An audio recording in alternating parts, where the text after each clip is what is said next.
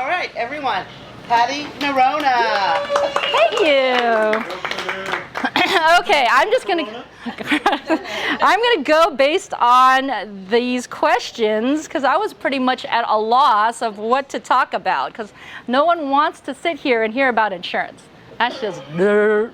So what I'm gonna do is I'm gonna answer these questions, and one of them is, what did you do before insurance? Well, I've been in insurance for 27 years. So basically, I was in utero before I did insurance.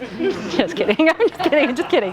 No, I started insurance in high school, and it just caught on, and I just stuck with it. So prior to that, pretty much student. Although my first job was at KFC, I was 14 years old. Nice. So there you go. Did do that. I did the grind.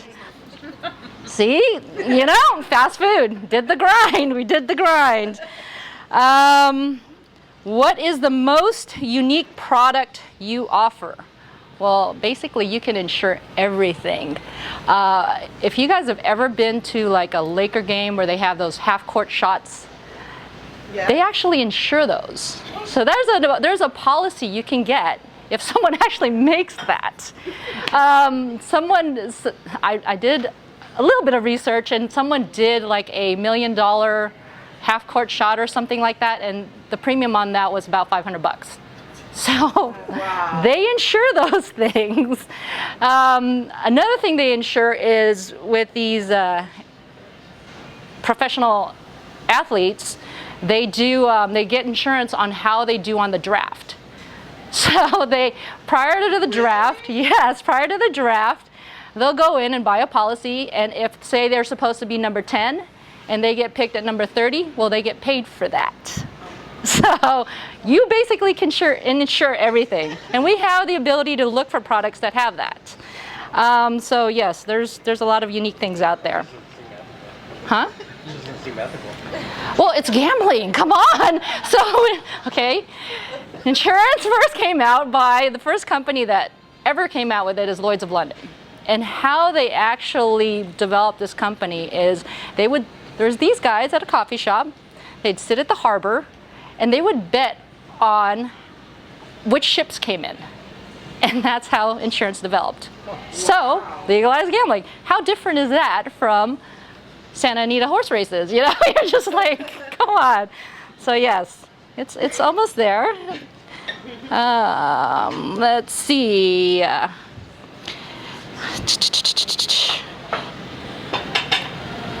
Is this business competitive? Absolutely.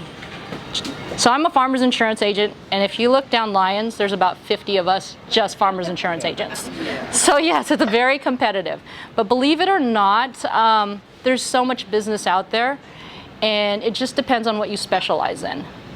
What makes me unique is that, a lot of these agencies, they're just a one-man shop. I employ quite a few people, and my main goal is to always serve the community first. The ones who've met me know that. I'm here to help my agents and lift them up.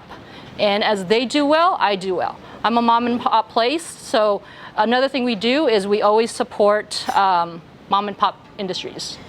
So we are the community. My belief is we are the community, and it starts with us. So that's the reason why I'm doing that backpack drive for people who do struggle.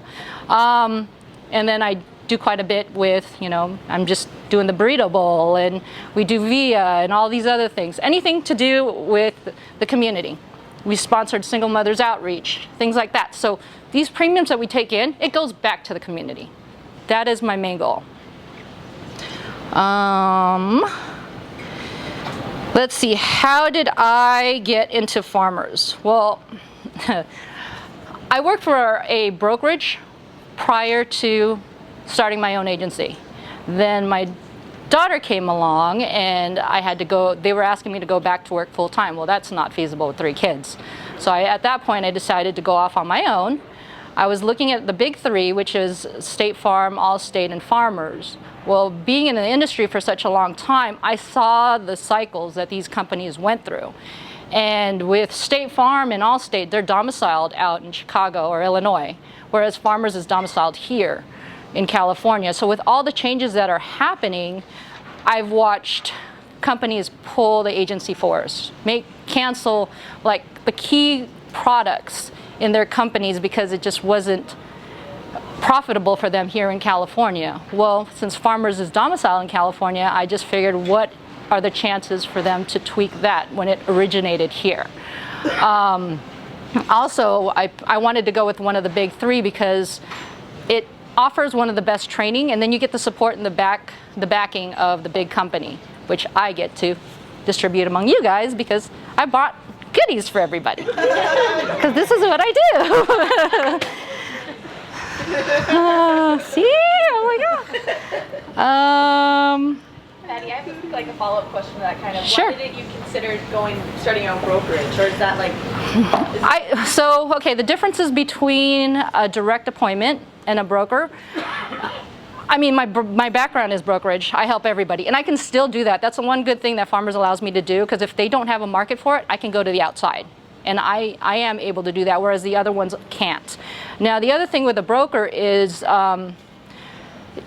your loss ratios, they have you really watch your loss ratios. And so with these brokers, they really don't like to get involved in claims because it hurts their bottom dollar. And that's not what I'm about. If there's a claim that happens and they need my help, I'm going to sit here and step up and help them. It doesn't matter what the cost of the claim would be.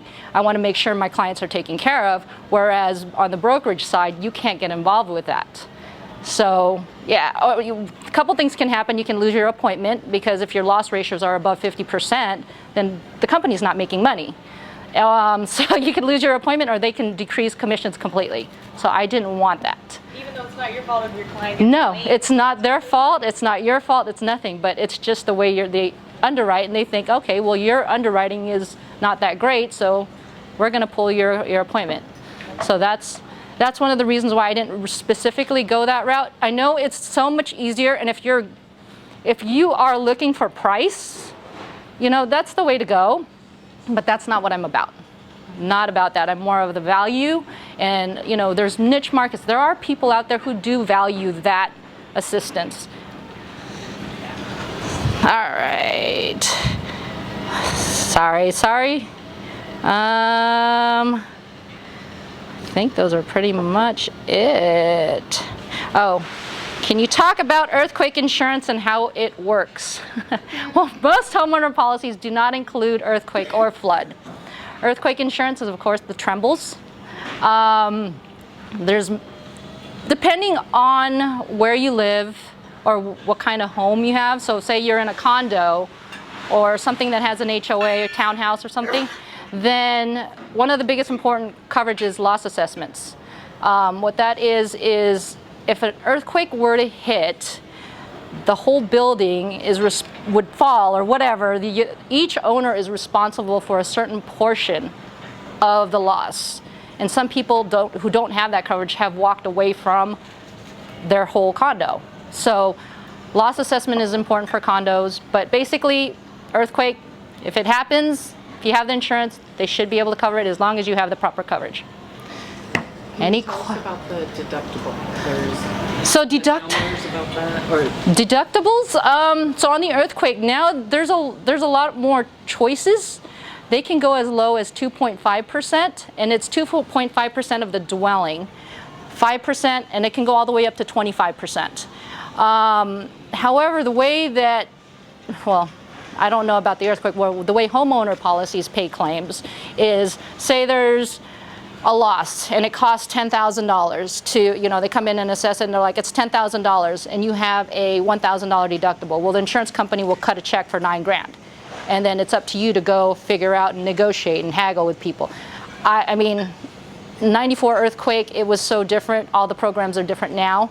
So I can't, we haven't had a huge one. Well, we just did, but I didn't insure anyone in the Ridgecrest earthquake. So, any other questions? Yes. As far as the fires last year, I know that you probably know Chrissy.